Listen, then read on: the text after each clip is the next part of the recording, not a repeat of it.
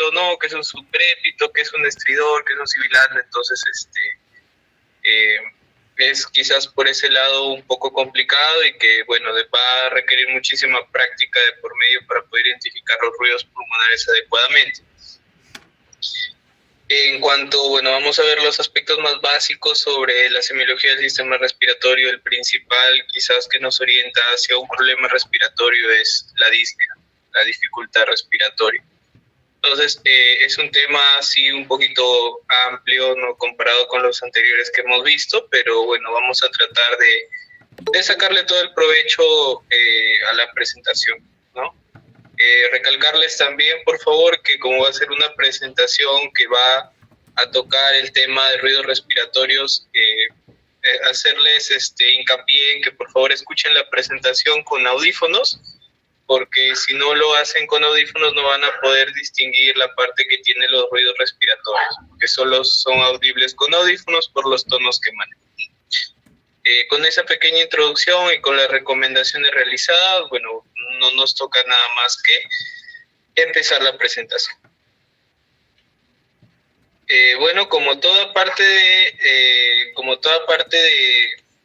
lo que sería la semiología, bueno, primero empezamos con una ectoscopía que, bueno, le he colocado un poco más adelante antes del examen físico, haciendo hincapié que debe ir antes de la anamnesis, pero vamos con la anamnesis para poder abarcar quizás una sola diapositiva y no redundar. En cuanto a la anamnesis, bueno, tenemos que preguntar siempre los antecedentes de las personas, el motivo de consulta y el tiempo de enfermedad. La importancia ya la conocen si es que están llevando semiología, pero siempre es bueno recalcarlos para aquellos que no.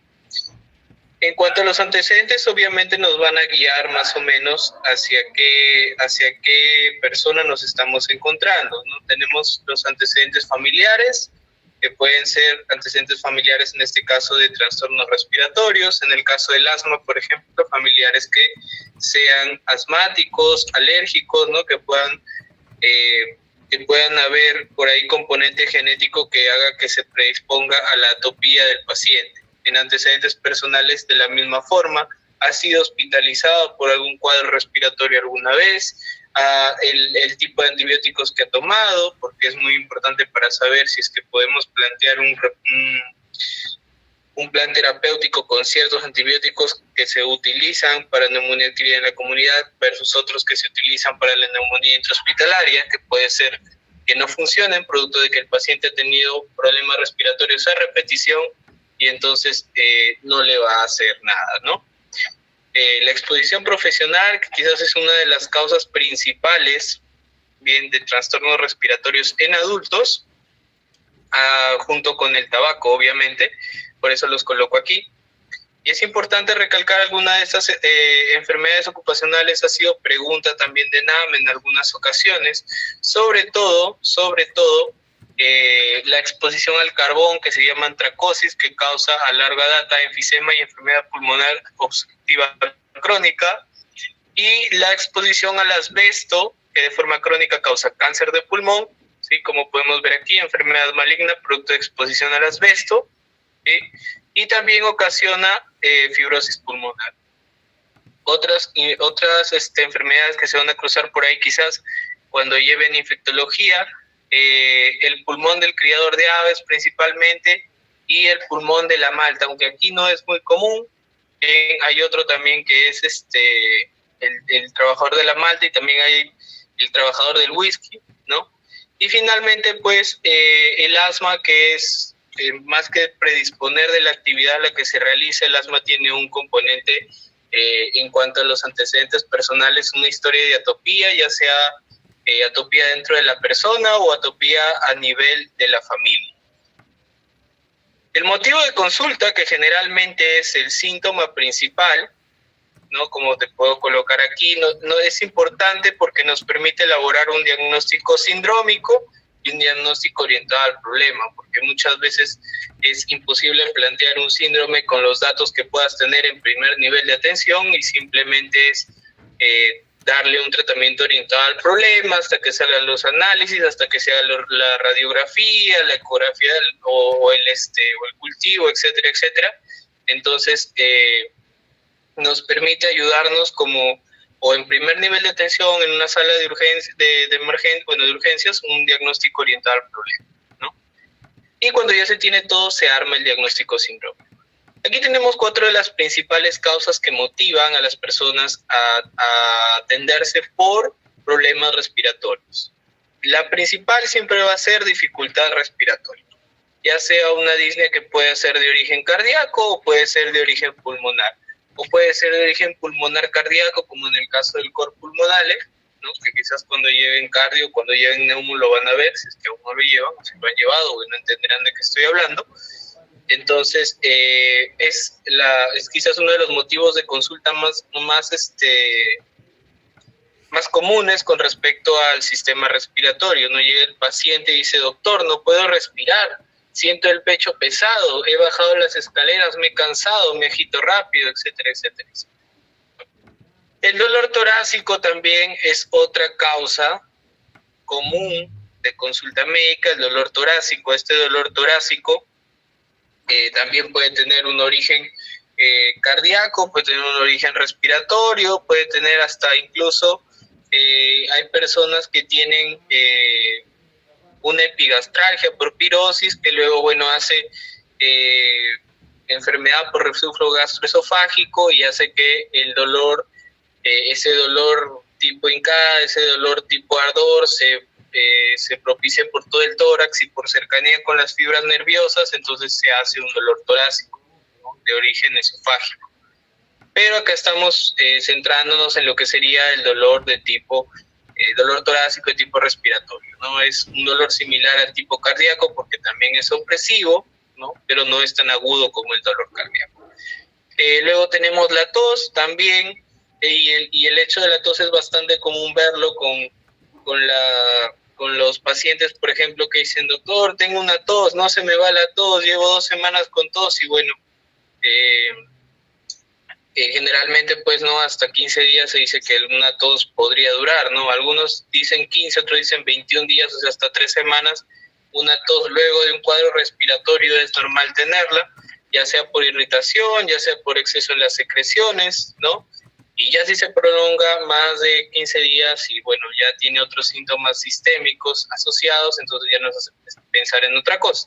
Pero sí, tos y en general cuadros de infecciones respiratorias de las vías superiores son una de las causas más comunes que nos llegan a consulta para problemas respiratorios, no las IRAS, como se llama. Y finalmente la hemoptisis, que la hemoptisis es más como un síntoma que alarma al paciente, porque el paciente llega, ¿no?, diciéndote que se ha asustado porque ha tosido y ha escupido sangre, ¿no? Ahora la hemoptisis tiene su diagnóstico diferencial también, porque a veces no es de origen respiratorio, sino es de origen digestivo. Pero de todas formas, hasta que nosotros no lo verifiquemos objetivamente, es decir, no veamos que el paciente tose sangre en lugar de sangre o vomitar sangre, entonces sigue siendo un problema de tipo respiratorio. Bueno, luego tenemos el tiempo de enfermedad. ¿Se me está escuchando? Disculpen. Sí, sí se te está escuchando. Ya, perfecto, gracias. Si en algún momento se llega a cortar, le pides que al joven que se ha comunicado conmigo que por favor me notifique si es que se corta. Bueno, el tiempo de enfermedad nos permite distinguir la temporalidad del padecimiento, o sea, si es un padecimiento agudo, si es un padecimiento crónico, aunque generalmente esto sale pues de las mismas manifestaciones clínicas, ¿no? Nosotros tenemos un padecimiento agudo, un padecimiento que se puede compensar por mecanismos fisiológicos del cuerpo, y ya tenemos un padecimiento crónico cuando los mecanismos de compensación del cuerpo han dejado de responder y ese problema se ha cronificado y requiere una intervención mucho más agresiva que un problema agudo. ¿Okay? Entonces, esa es la parte de anamnesis. Vamos con la parte de ectoscopía. Como he colocado aquí en un asterisco, debe realizarse desde que ingresa al paciente. Es más, desde que cruza el umbral de la puerta, como ya se los habrán dicho, se tiene que observar al paciente la marcha, se tiene que observar al paciente las fases, se tiene que observar al paciente su actitud, En general, lo que nosotros consignamos en toda historia clínica, por lo menos en lo que es primer nivel de atención y en algunos hospitales, las siglas del estado general, el estado nutricional, el estado de hidratación, ¿no? Aparente buen estado general, aparente regular estado general, aparente mal estado general, igual con la N de nutricional, igual con la H de hidratación. La fascia también se coloca dentro de la lectoscopía. La actitud del paciente, bueno, en este caso hablo de la actitud como el comportamiento y no en la posición, porque en la posición también hay un apartado en las historias clínicas de actitud que se refiere a la posición del paciente, es decir, si está de cúbito lateral, si está de cúbito dorsal, etcétera, etcétera, etcétera. Y también tenemos que consignar la parte de lectoscopía si es que el paciente pues está lúcido, orientado en tiempo, espacio y persona, siempre, ¿no? De todas formas, porque no es lo mismo atender a un paciente que llega despierto, a uno que llega con pérdida de conocimiento, a uno que llega borracho. Entonces, siempre es bueno tenerlo en la historia clínica. Y lo más importante que debemos registrar dentro de esta ectoscopía es el paciente ventila espontáneamente. ¿Qué quiere decir esto? Si el paciente está respirando por sus propios medios. Si el paciente respira por sus propios medios, sí. Y lo siguiente que haces es tomarle la frecuencia respiratoria para colocarla en tu parte de signos vitales. Si el paciente no respira espontáneamente, entonces lo que tú vas a notar dentro de la historia clínica es el dispositivo que tiene. Si tiene máscara con reservorio, sin reservorio, si tiene cánula binasal, o si está conectado a un ventilador de pronto, ¿no? Y según eso tú sacas la FiO2, ¿no? La fracción inspiratoria de oxígeno, que generalmente todos aquellos que ventilamos espontáneamente a nivel del mar tenemos un 21%.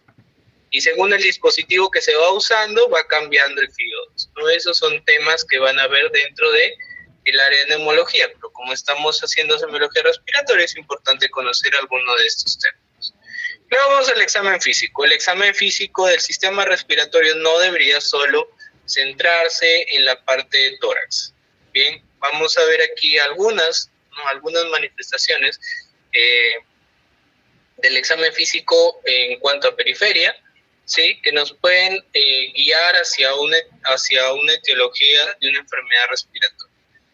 Empezando de la parte distal, tenemos por las manos, ¿sí? En las manos nosotros, en cuanto a la observación, nosotros vamos a inspeccionar y podemos encontrar estos dedos en palillo de tambor, dedos hipocráticos, también le llaman algunas otras literaturas, y es un término médico llamado acropaquio, el término que describe estos dedos en palillo de tambor, cuyo diámetro lateral es mayor que su diámetro antero-posterior, ¿sí? Se encuentra el lecho unguial curveado, es decir, son uñas curveadas, ¿sí? Y bueno, estos dedos en palillo de tambor generalmente nos orientan hacia dos cositas, ¿no? Nos orientan hacia un cáncer de pulmón, en el caso respiratorio, hacia un cáncer pulmonar, y nos orientan también hacia una enfermedad pulmonar obstructiva crónica. Ya generalmente esos dos.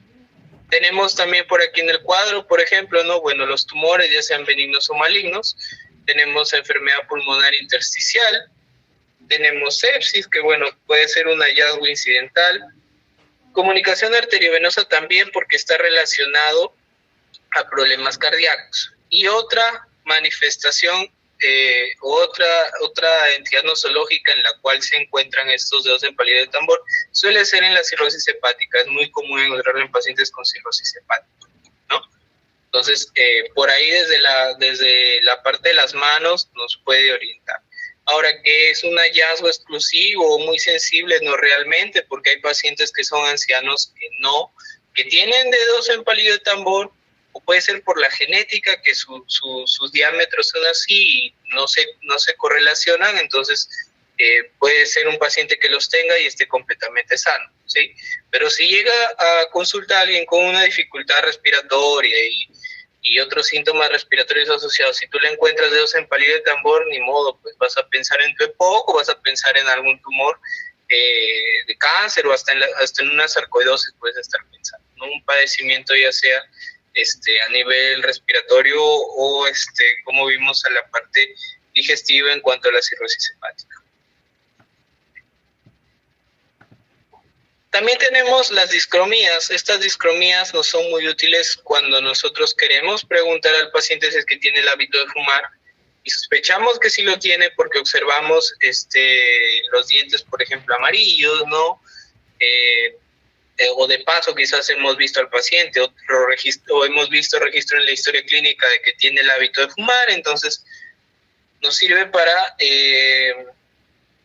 para desmentir al paciente o obtener un dato un dato indirecto.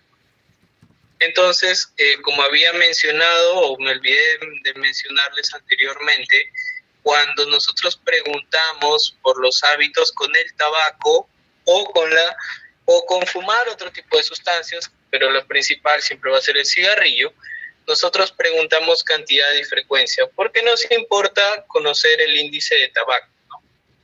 Y generalmente se calcula pues multiplicando la cantidad por la frecuencia. Entonces, si nos dicen que no y nosotros empezamos a observar este tipo de manifestaciones en manos o en dientes, ¿sí? Porque también se pintan los dientes, se llaman discromías. Discromías es cuando algo presenta un color diferente a su color habitual, ¿sí? Entonces, estas discromías, o también llamado síndrome de uña amarilla, cuando es una discromía ungueal, ¿sí? Son producto del depósito del alquitrán del tabaco. ¿Sí? ¿Me están escuchando? Veo por ahí que dice que se fue el audio, no sé si me confirma, si lo está escuchando. ¿Sí se escucha, no? Ya, sí. Perfecto. Ya, entonces, este síndrome de la uña amarilla, ¿no? Nos permite nosotros identificar indirectamente cuando un paciente tiene un hábito de tabaco, que es un hábito de tabaco que tiene que ser muy sostenido en el tiempo para poder haber adquirido esta pigmentación en uñas, en dientes o en los dedos. ¿Sí? ¿Por qué? Porque es circulación distal también, ¿no? Y bueno, otro hallazgo que también nos puede indicar algún problema, como bueno, también igual de tipo EPOC o de tipo cirrosis hepática, es este movimiento llamado asterixis. Generalmente, sí, cuando pregunten esto, asterixis generalmente se vincula más a la cirrosis hepática, ¿ya? Pero he visto algunos libros de semiología que lo consideran, ¿no? Que lo consideran dentro de un diagnóstico sindrómico como posible etiología respiratoria. Pero tener en cuenta que esta asterixis siempre como primera causa va a tener pues un problema hepático, ¿ya? Porque generalmente su fisiopatología, si mal no recuerdo, está relacionada con los niveles de CO2 en la sangre. Estos llegan al nivel del sistema nervioso central y lo que hacen es dificultar el control sobre los movimientos finos, ¿ya?